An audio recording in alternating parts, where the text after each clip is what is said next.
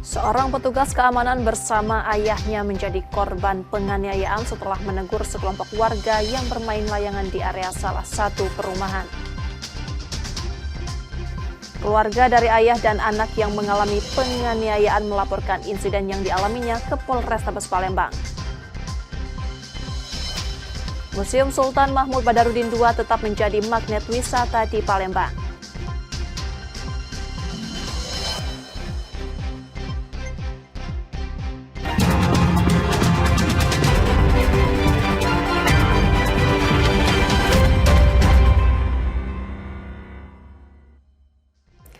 Selamat pagi saudara, apa kabar Anda hari ini? Seperti biasa kami akan membuka hari Anda dengan sejumlah laporan menarik dari Sumatera Selatan dan daerah lain di Sumatera bagian selatan. Selain berita utama tadi, masih ada informasi-informasi menarik lainnya yang akan kami sampaikan. Bersama saya Rizka Silviana, inilah Kompas Sumbaksel selengkapnya. Di Kompas TV, independen, terpercaya.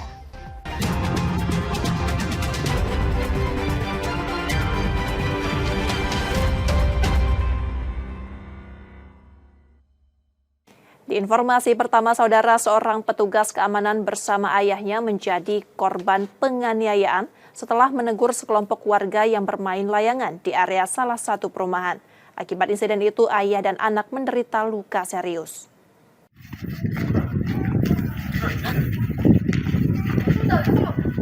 Peristiwa pengeroyokan dan penganiayaan dengan sajam terjadi di kawasan perumahan Kecamatan Gandus, Palembang.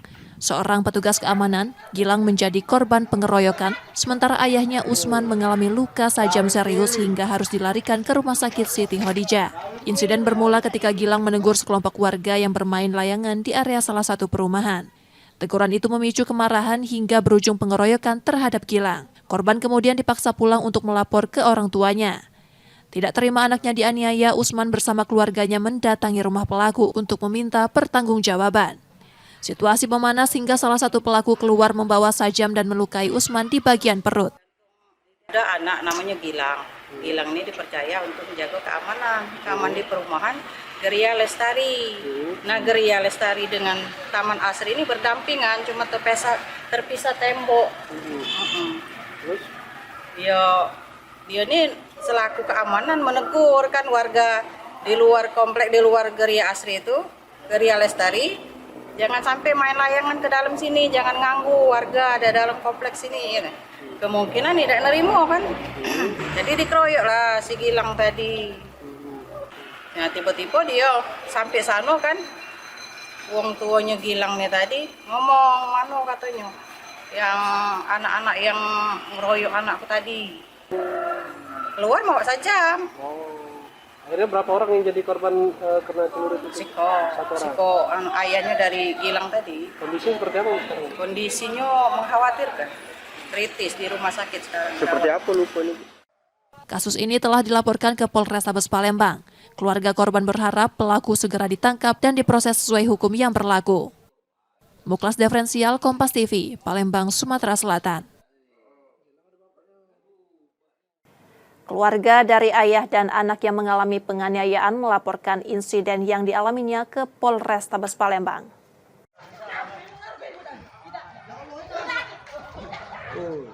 Alimin, keluarga dari ayah dan anak Usman dan Gilang yang menjadi korban penganiayaan hingga salah satunya harus dilarikan ke rumah sakit melaporkan peristiwa itu ke Polrestabes Palembang. Peristiwa yang terjadi pada Minggu 7 September 2025 lalu itu dipicu teguran korban pada sekelompok warga yang bermain layangan di salah satu komplek perumahan di Kecamatan Gandus, Palembang.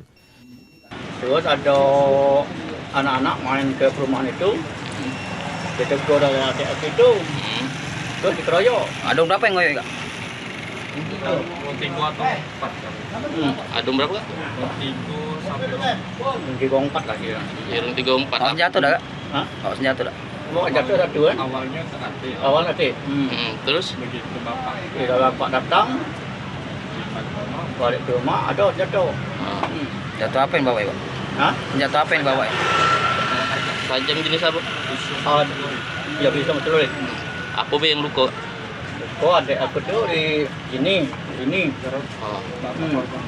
Di ini Saat ini dalam keadaan apa ada itu? di rumah sakit. Lagi di rumah sakit perawatan, ya? Iya. Untuk pelaku dewek, Kak? Aku tidak ketahui, tidak berlari. Laporan korban telah diterima petugas SPKT Polrestabes Palembang dan pelaku yang sudah diketahui identitasnya kini dalam pengejaran polisi. Yudi Kiswanto, Kompas TV, Palembang, Sumatera Selatan.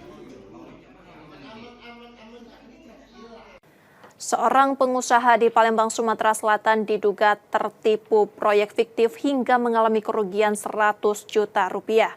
Berbekal dokumen transaksi sejak Desember 2024, korban melaporkan kasus ini ke Polda Sumsel.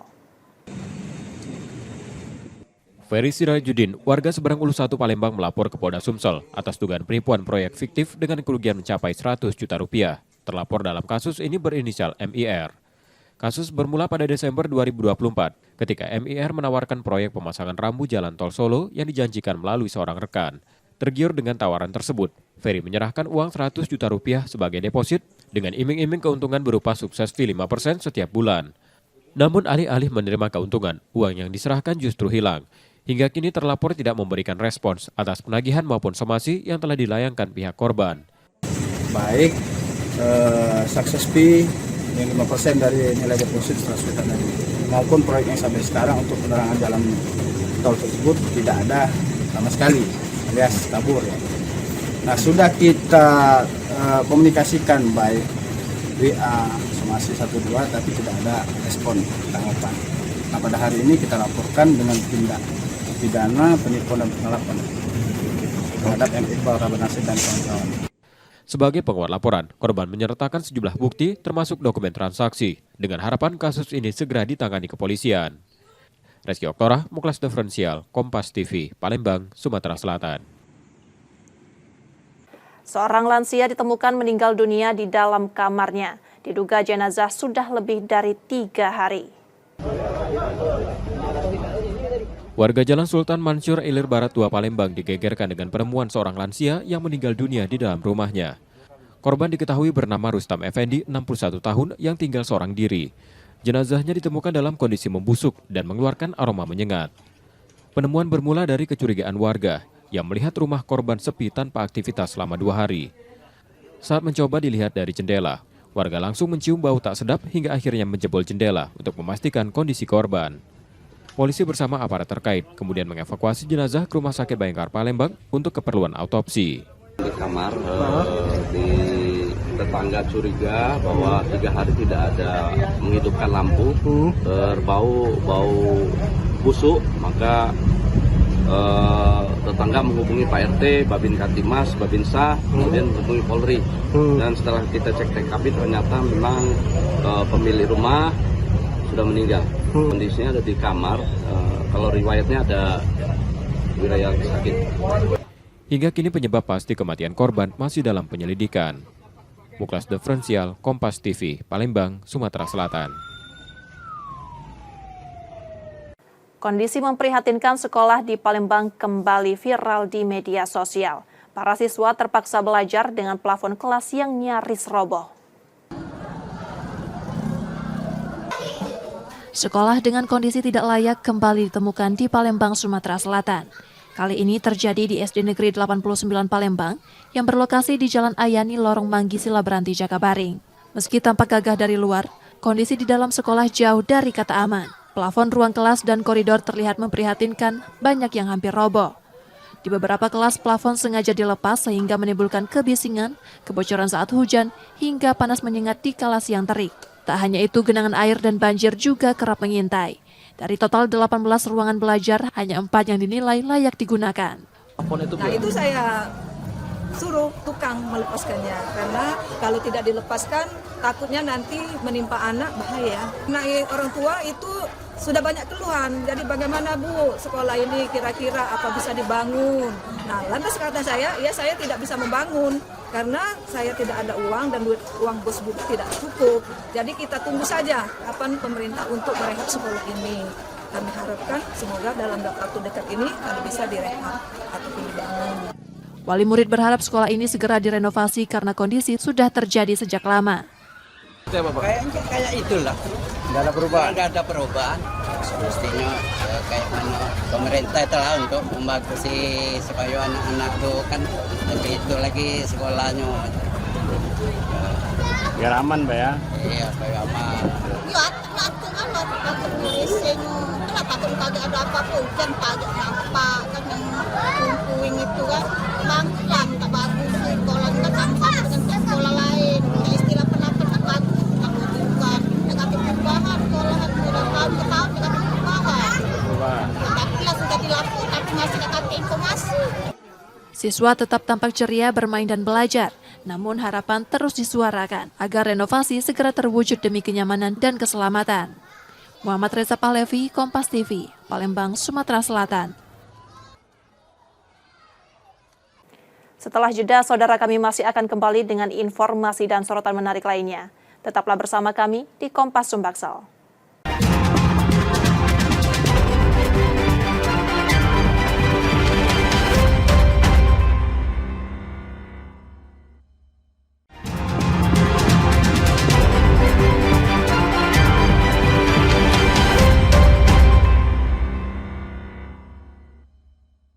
Saatnya kita akan melihat sorotan dari daerah di Sumatera bagian selatan. Berikut laporan dari Bengkulu, Jambi, Lampung, dan Bangka Belitung. Dalam vonis Majelis Hakim, Rohidin terbukti melakukan tindakan melawan hukum dengan memanfaatkan jabatannya sebagai gubernur untuk menguntungkan dirinya sendiri dengan memeras kepala dinas. Vonis penjara 10 tahun yang diberikan hakim terhadap Rohidin ini lebih berat dari tuntutan jaksa sebelumnya, selama 8 tahun penjara dan denda 700 juta rupiah. Tak hanya itu, seluruh aset milik Rohidin juga disita dan dikembalikan ke negara untuk mengganti kerugian dari korupsi yang dilakukannya, serta hak politiknya dicabut selama 2 tahun. Menjatuhkan pidana kepada terdakwa Rohidin Mersa dengan pidana penjara selama 10 tahun.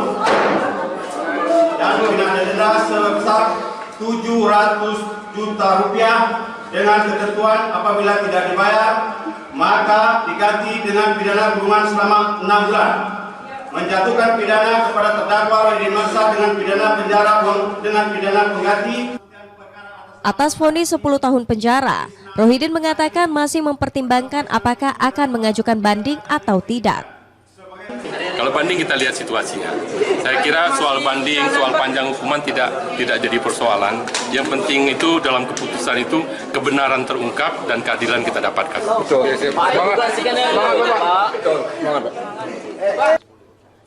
Selain Rohidin Mersa, mantan Sekda Isnan Fajri juga divonis 7 tahun penjara dan denda 500 juta rupiah. Sedangkan Efriansyah yang merupakan ajudan Rohidin divonis 5 tahun penjara. Rohidin sebelumnya terjerat operasi tangkap tangan oleh KPK atas kasus gratifikasi dan pemerasan demi keperluan Pilkada 2024 lalu. Bayazir Al-Rehan, Kompas TV Bengkulu.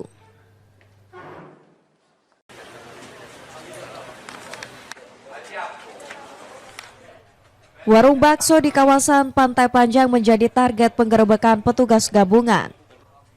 Benar saja, dari lokasi ini petugas mendapati aktivitas penjualan minuman keras berbagai merek dan minuman tuak. Petugas lalu menyita minuman keras tersebut dan menjaring pengunjung untuk diperiksa. Mirisnya, terdapat sejumlah pelajar yang kedapatan tengah mengonsumsi minuman keras di lokasi.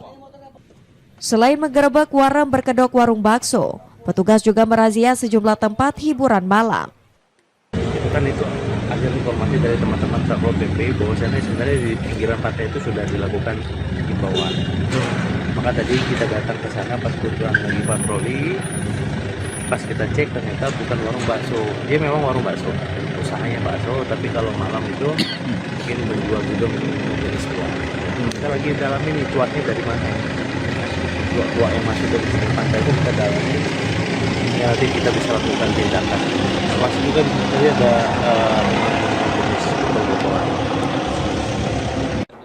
razia ini digelar sebagai langkah pencegahan, mengingat tindak kriminal jalanan seperti begal belakangan marak terjadi di Kota Bengkulu, terutama pada malam hari. Gilang Triwibisono, Kompas TV Bengkulu. Tim unit Reskrim Polsek Mestong menangkap pelaku penganiayaan di Kecamatan Mestong, menyebabkan korban mengalami luka di bagian kepala akibat pukulan benda keras yang dilakukan oleh pelaku. Pemukulan kepala korban oleh pelaku di Desa Sukadamai, Kecamatan Mestong, Kabupaten Muaro Jambi, saat korban tengah menunggu temannya. Namun dari arah belakang pelaku menggunakan sepeda motor langsung memukul kepala korban menggunakan besi sebanyak 3 kali. Melihat kepala korban berdarah, pelaku panik dan langsung melarikan diri. Saroni, pelaku penganiayaan korban terhadap Lia, warga Kecamatan Mestong, Kabupaten Muaro Jambi tidak berkutik saat ditangkap polisi. Pelaku pasrah dan tidak ada perlawanan. Guna kepentingan penyidikan, pelaku langsung dibawa ke Mapolsek Mestong. Dari hasil proses penyidikan kami, tersangka melakukan perbuatan ini baru 1 kali. Untuk kejadian ini terjadi pada hari Jumat tanggal 8 Agustus 2025 sekira pukul 01.00 WIB di RT 01 Desa Sukadamai, Kecamatan Mestong, Kabupaten Muaro Jambi. Untuk luka penganiayaan yaitu si tersangka memukul kepala korban menggunakan besi sebanyak 1 kali, mengeluarkan darah dan sudah kami visum dan dari hasil visum terdapat luka di kepala. Akibat perbuatannya, pelaku dijebloskan ke sel Mapolsek Mestong, dijerat pasal 351 ayat 2 Undang-Undang Hukum Pidana tentang penganiayaan yang mengakibatkan luka-luka dengan ancaman pidana penjara paling lama 5 tahun. Tim Liputan Kompas TV Jambi. Demi melestarikan satwa dilindungi dan mengembalikan fungsi ekosistem, BKSDA Jambi bersama PT Restorasi Ekosistem Indonesia melepas liarkan 23 ekor satwa liar di Hutan Harapan, Kabupaten Batanghari, Jambi. Satwa lindung yang dilepas liarkan terdiri dari 2 ekor beruang madu, 3 ekor berang-berang, 4 ekor burung tiung mas, dan 14 ekor ular sanca batik. 2 beruang madu berusia 27 dan 28 bulan sebelumnya dipelihara warga, lalu diselamatkan BKSDA, direhabilitasi di tempat penyelamatan satwa Jambi. Sementara satwa lain berasal dari pengiriman Jakarta. Sebelum dilepas liarkan, seluruh satwa telah menjalani proses observasi, pemeriksaan medis, dan koordinasi teknis. Hutan Harapan dipilih sebagai lokasi pelepas liaran karena memiliki 3 tipe habitat, hutan alam, semak belukar, dan perairan, dengan keragaman vegetasi serta sumber pakan alami. Berdasarkan data Reki, Hutan Harapan menjadi rumah bagi lebih dari 1.000 jenis flora, 64 spesies mamalia, 312 jenis burung, 71 reptil, 55 amfibi, dan 123 spesies ikan termasuk satwa kunci seperti harimau Sumatera dan rangkong gading. Hutan Harapan ini adalah yang dikelola oleh PT Reki. Ini konsesi tetapi dengan mekanisme restorasi ekosistem dan secara habitat memenuhi syarat untuk dilepas liarkannya satwa-satwa ini. Jadi sekaligus ini juga untuk mengembalikan atau menambah keanekaragaman hayati yang ada di Hutan Harapan PT Reki. Jadi harapannya satwa-satwa ini pertama dapat kembali berkembang di habitat alaminya, menambah populasi dan mempunyai peran secara ekologi di habitatnya. Kawasan restorasi ekosistem ini juga dijaga oleh tim patroli, tim monitoring keanekaragaman hayati, serta 79 unit kamera trap. Untuk metode pemantauan dari masing-masing spesies ini berbeda-beda. Yang pertama itu dengan beruang madu, kita memasang kita memasang kamera trap di beberapa titik yang itu bisa mengidentifikasi keberadaan dari beruang madu. Kemudian beruang madu ini diamati juga melalui survei okupansi. Kemudian untuk spesies ular dan berang-berang karena dilepas liarkan atau dirilis dalam satu lokasi, kemungkinan secara intens selama 1 minggu ini kita akan melakukan penyisiran apakah satwa atau spesies itu masih dalam lokasi tersebut atau tidak. Dan yang terakhir burung, ini kita melakukan survei burung, jadi pengamatan secara langsung karena lokasinya sama seperti ular dan berang-berang adalah penyisiran selama 1 minggu ke depan. Kerjasama BKSDA dan PT Reki diharapkan menjadi momentum untuk memperkuat komitmen Indonesia dalam melestarikan keanekaragaman hayati dan habitat alami di Sumatera. Wiradani Damanik, Kompas TV Jambi.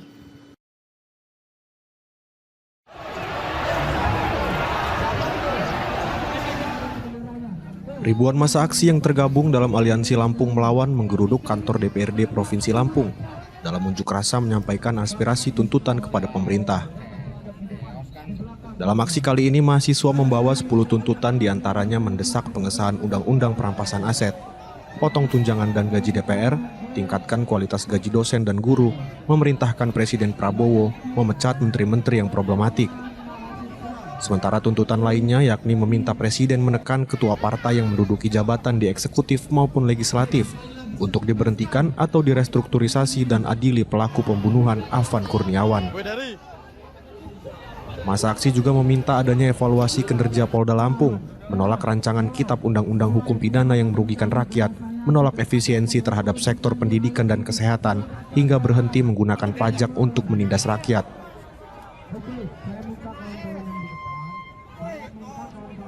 Tadi semua Forkopimda itu turun semua, DPRD, Gubernur, Pangdam, Kapolda, semua instansi yang terkait itu turun semua menemui kita.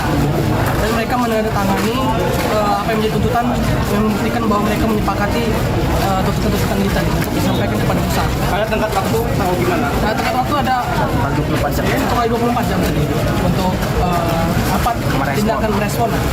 Minimal mereka sampaikan langsung ada bukti bahwasanya ke DPR tadi sampai.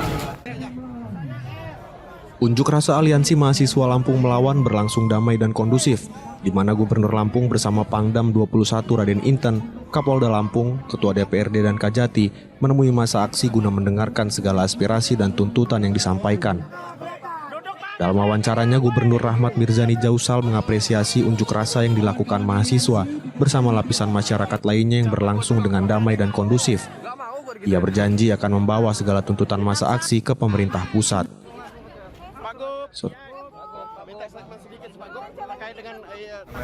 Maka sesuai dengan amanat konstitusi, tentu kami pemerintah dan Provinsi Lampung harus menjaga, melindungi hak-hak mereka untuk bersuara. Dan alhamdulillah juga seluruh aspirasi mereka kita terima dan akan kami segera diteruskan kepada pemerintah pusat, yang mana memang wilayah pemerintah pusat. Dan tadi juga ada hadir perwakilan dari anggota Ketua DPR dan perwakilan fraksi lengkap semua tadi pun ikut juga mendampingi menemui mahasiswa. Usai segala tuntutannya diterima oleh pemerintah, masa aksi dari mahasiswa Aliansi Lampung Melawan langsung membubarkan diri, meninggalkan lokasi kawasan gedung DPRD secara tertib pada Senin sore. Roma Afriyaidam, Kompas TV, Lampung.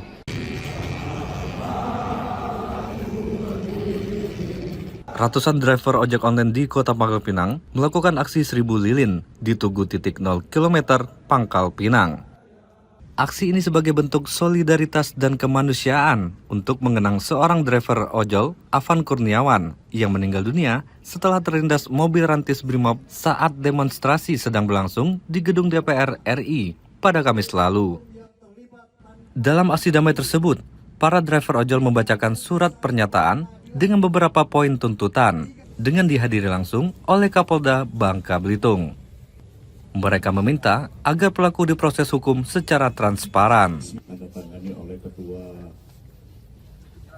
Ada 4 poin, ya kita minta supaya pelaku dihukum seberat-beratnya dan transparan, ya. Dan juga dipecat secara tidak hormat. Itu saja. Dengan hadirnya Kapolda sendiri, Bang, seperti apa respon kita dan harapan kita sendiri? Ya, harapan kita dengan datangnya Pak Kapolda, ya kita bersyukur bahwa beliau cukup merespon apa yang terjadi saat ini, dan antusias dari teman-teman cukup beliau menghargai bahwa yang terjadi saat ini bukan hanya kami yang merasakan, tetapi beliau dengan hadirnya beliau merasakan sendiri juga. Demikian. Ya, kita bersama Ketua DPRD, Kapolres Pangkal Pinang, Dirintel, dan seluruh ojol Pangkal Belitung melaksanakan penyalahan lilin doa bersama untuk mendoakan almarhum Afan Kurniawan Zulkifli yang meninggal di Jakarta. Tentunya semoga Syahid Husnul Khotimah. Amin. Keluarga yang ditinggalkan diberi ketabahan dan kesabaran. Amin. Dan saya tadi menerima pernyataan yang harus saya bawa ke Kapolri. Ada 4 hal yang dibacakan tadi, dan insya Allah akan saya kirim ke Jakarta untuk disampaikan kepada Kapolri. Para ojol berharap agar tuntutan mereka disampaikan langsung ke Kapolri, agar pelaku segera diadili dan dipecat secara tidak hormat. Nanda Ardiansah, Kompas TV, Pangkal Pinang, Kepulauan Bangka Belitung. Demikian tadi saudara sorotan dari Bengkulu, Jambi, Lampung, dan Bangka Belitung. Setelah jeda kami masih akan kembali dengan informasi menarik lainnya. Tetaplah bersama kami di Kompas Sumbaksel.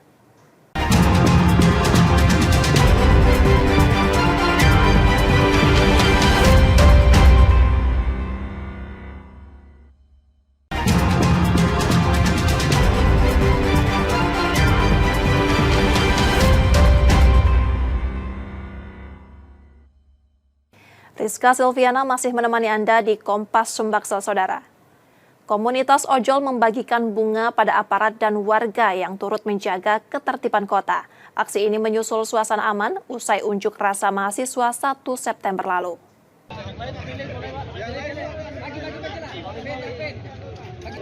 Puluhan pengemudi ojek online di Palembang menggelar aksi simpatik di halaman Polrestabes Palembang pada Senin 9 September 2025. Dalam aksinya mereka membagikan bunga ke pejabat utama Polrestabes dan puluhan personel yang tengah mengikuti apel pagi. Menjalin kasih, memang penuh cinta damai di Kota Palembang ini. Harapan kita untuk contoh-contoh di Kota Palembang, kota-kota yang lain. Aman, makanya kita tunjukkan memang ojol Palembang ini selalu bersinergi untuk Polri dan TNI. Aksi ini menjadi simbol apresiasi atas pengamanan saat unjuk rasa mahasiswa pada 1 September lalu.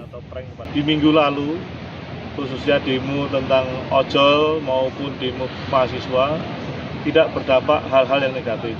Artinya adalah dalam kondisi aman dan damai. Itu adalah satu bagian dasar langkah awal untuk melakukan upaya peningkatan kegiatan dalam rangka meningkatkan perekonomian yang ada di Palembang. Dengan demikian, apabila perekonomian berjalan dengan lancar, tentunya ini menjadikan satu bagian tingkat kesejahteraan bagi masyarakat, tidak terkecuali adalah para rekan-rekan jasa yang bekerja sebagai ojol. Tak hanya ke polisi, bunga juga diberikan kepada TNI dan masyarakat sebagai bentuk penghargaan atas upaya bersama menjaga keamanan serta kondusivitas Kota Palembang. Yudi Kiswanto, Kompas TV, Palembang, Sumatera Selatan. Saudara, karya seni berwarna-warni kini mempercantik sudut-sudut Kota Palembang. Goresan kreatif ini menghadirkan wajah kota yang lebih hidup sekaligus menawarkan daya tarik baru.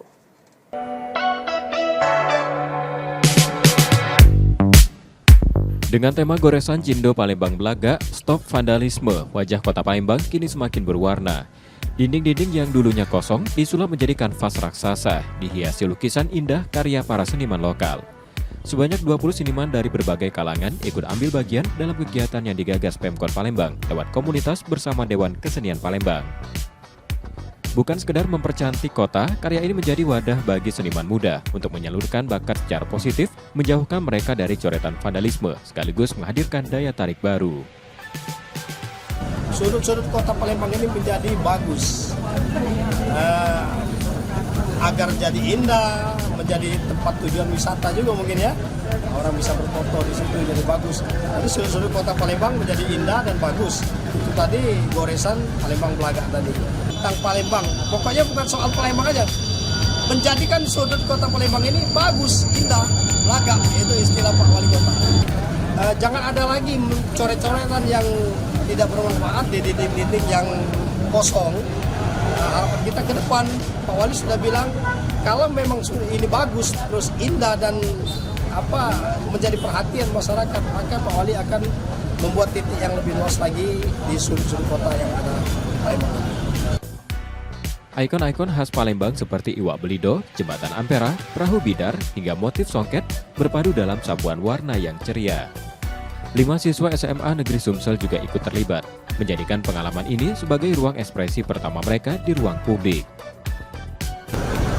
Nah, tentunya selain acara ini memiliki manfaat yang baik untuk lingkungan, kami juga ingin mengasah skill kami dalam melukis dan mural. Acara ini memotivasi anak-anak atau pemuda di luar sana bahwa ternyata untuk mengekspresikan seni ataupun minat kita itu nggak perlu namanya coret-coret sembarangan. Sekarang pemerintah, wali kota pun menyediakan tempat kayak gitu. Partisipasi datang tidak hanya dari Palembang, tetapi juga seniman luar daerah seperti Prabu Muli hingga Jakarta. Bahkan sejumlah seniman dari Pulau Jawa pun ingin turut serta meski terkendala lokasi. Sejak 6 September 2025, 4 titik strategis kota berubah menjadi ruang seni terbuka. Simpang Lapas Wanita di Jalan Merdeka, Simpang 5 DPRD Sumsel, depan kantor Koni Sumsel, dan dinding bekas rumah makan di Simpang Caritas yang menjadi area lukisan tersebut. Kini, sudut-sudut Palembang bukan lagi sekedar persimpangan, melainkan galeri terbuka yang menghidupkan kota dan memancarkan semangat kreatif warganya.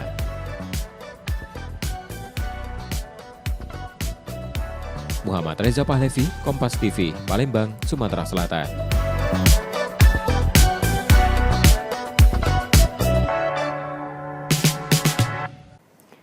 Museum Sultan Mahmud Badarudin II tetap menjadi magnet wisata di Palembang. Setiap bulan ribuan pengunjung dari wisatawan datang menelusuri jejak sejarah yang terjaga.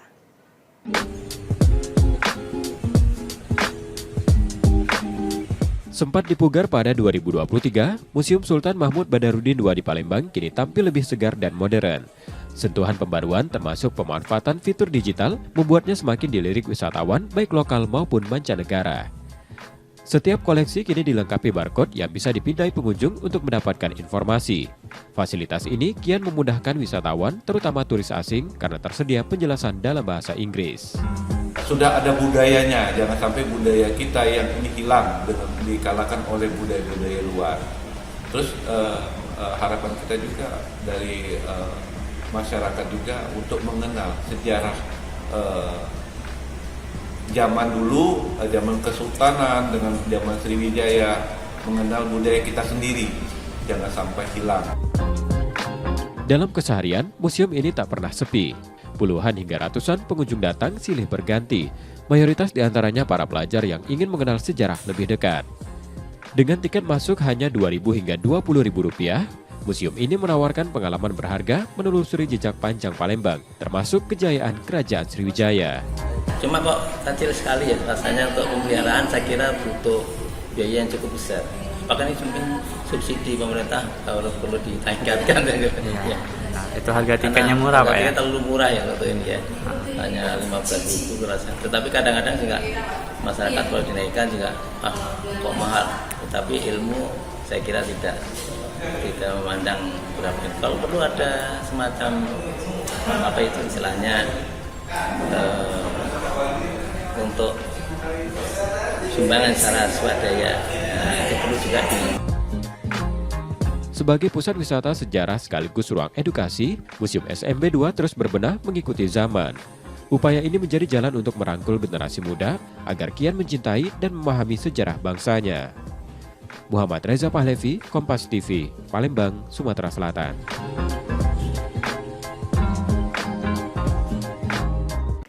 Manajemen PT CSU, pengelola klub sepak bola Sumsel United, resmi memperkenalkan skuad untuk musim ini. Di bawah pelatih Nil Maizar, tim diperkuat 33 pemain.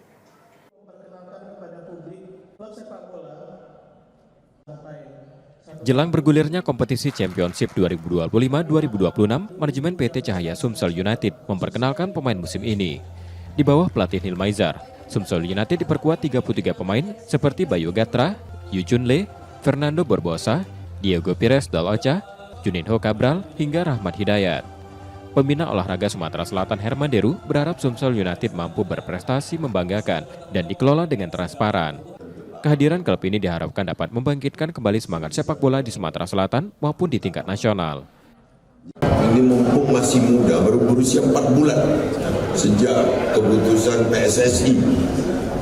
Saya berharap ini betul-betul dijaga, jadi kepercayaan sponsor dijaga, kepercayaan publik juga dijaga, dan kita welcome kepada siapapun penghobi, penggila bola untuk membentuk klub-klub lagi di Sumatera Selatan. Jangan hanya 1, jangan hanya 2, jangan hanya 3, boleh lebih lagi. Manajemen klub juga menargetkan lahirnya lebih banyak pesepak bola muda yang bisa bergabung di masa depan. Kepada seluruh coach, pelatih dan pemain, seluruhnya harus kerja keras, kompak, bersatu untuk karir dia sendiri dan untuk Sumsel United. Karena saya bukan karena untuk yang kira-kira cuman popularitas saya, kan saya akan merangkul semua pemain-pemain memang keturunan Sumatera Selatan. Tak hanya itu, Sumsel United dipatok mampu promosi ke kasta tertinggi sepak bola Indonesia pada musim depan. Nur Muhammad, Kompas TV, Palembang, Sumatera Selatan.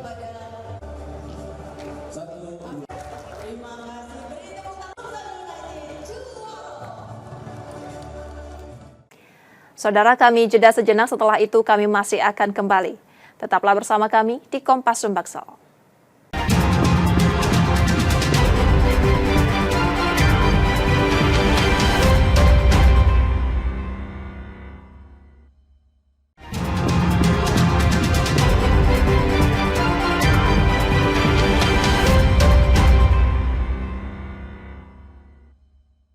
Terima kasih saudara, Anda masih menyaksikan Kompas Sumbaksel. Jika Anda tidak sempat menyaksikan sorotan utama kami, berikut laporan utama Kompas Sumbaksel hari ini.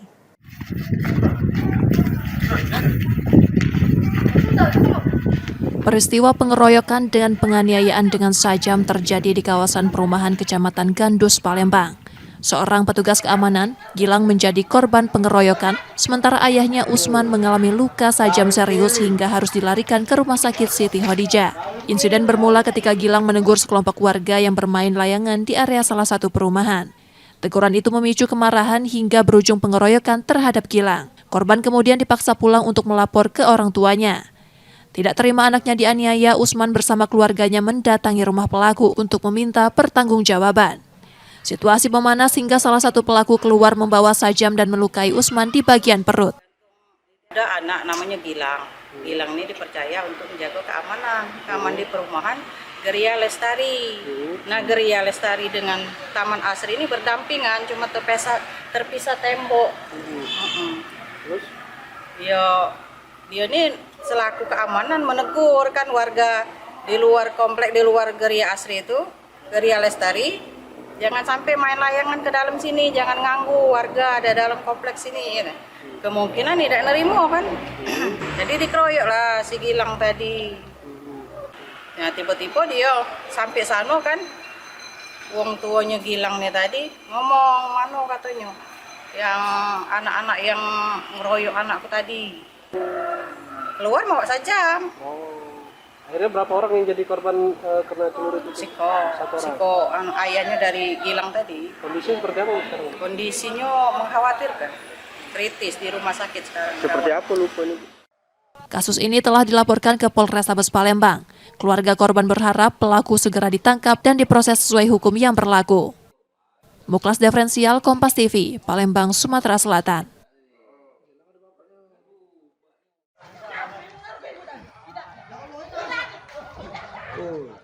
Alimin, keluarga dari ayah dan anak Usman dan Gilang yang menjadi korban penganiayaan hingga salah satunya harus dilarikan ke rumah sakit melaporkan peristiwa itu ke Polrestabes Palembang.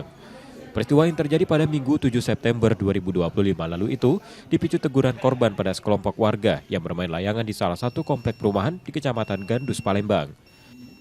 Terus ada anak-anak main ke perumahan itu, ditegur oleh adik itu, terus dikeroyok. Ada berapa yang ngoyok, Kak? 3 atau 4. Ada berapa, Kak? 3 sampai 4 lah kira. Ya, 3 4. Bawa senjata dah, Kak? Hah? Bawa senjata dah? Bawa senjata satu kan? Awalnya terhati. Awal nanti. Terus? Begitu Bapak. Bila Bapak datang, balik ke rumah ada senjata. Senjata apa yang bawa, Pak? Hah? Senjata apa yang bawa? Tajam jenis apa? Ya bisa betul. Apa yang luka? Oh, ada aku tuh di sini. Ini. Saat ini dalam keadaan apa ada itu? Di rumah sakit. Lagi di rumah sakit perawatan ya? Iya. Untuk pelaku dewek, Kak? Pelaku tidak ketahui, tidak berlari. Laporan korban telah diterima petugas SPKT Polrestabes Palembang dan pelaku yang sudah diketahui identitasnya kini dalam pengejaran polisi. Yudi Kiswanto, Kompas TV, Palembang, Sumatera Selatan.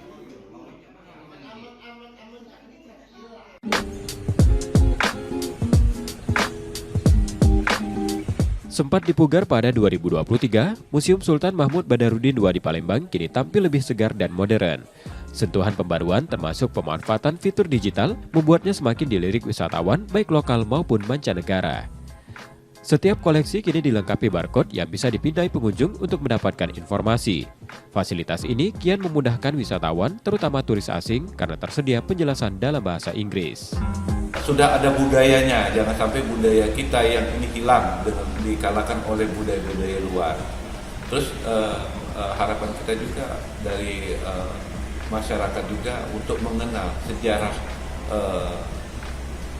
zaman dulu, zaman Kesultanan dengan zaman Sriwijaya, mengenal budaya kita sendiri, jangan sampai hilang. Dalam keseharian, museum ini tak pernah sepi. Puluhan hingga ratusan pengunjung datang silih berganti, mayoritas diantaranya para pelajar yang ingin mengenal sejarah lebih dekat. Dengan tiket masuk hanya Rp2.000 hingga Rp20.000, museum ini menawarkan pengalaman berharga menelusuri jejak panjang Palembang, termasuk kejayaan Kerajaan Sriwijaya. Cuma kok kecil sekali ya rasanya, untuk pemeliharaan saya kira butuh biaya yang cukup besar. Bahkan ini mungkin subsidi pemerintah kalau perlu ditingkatkan. Ya. Nah, itu harga tiketnya murah Pak ya? Harga terlalu murah ya untuk ini ya, hanya Rp15.000 rasanya. Tetapi kadang-kadang juga masyarakat kalau dinaikkan juga kok mahal. Tetapi ilmu saya kira tidak memandang berapa. Kalau perlu ada semacam apa itu istilahnya untuk sumbangan secara swadaya, itu perlu juga Sebagai pusat wisata sejarah sekaligus ruang edukasi, Museum SMB 2 terus berbenah mengikuti zaman. Upaya ini menjadi jalan untuk merangkul generasi muda agar kian mencintai dan memahami sejarah bangsanya. Muhammad Reza Pahlevi, Kompas TV, Palembang, Sumatera Selatan.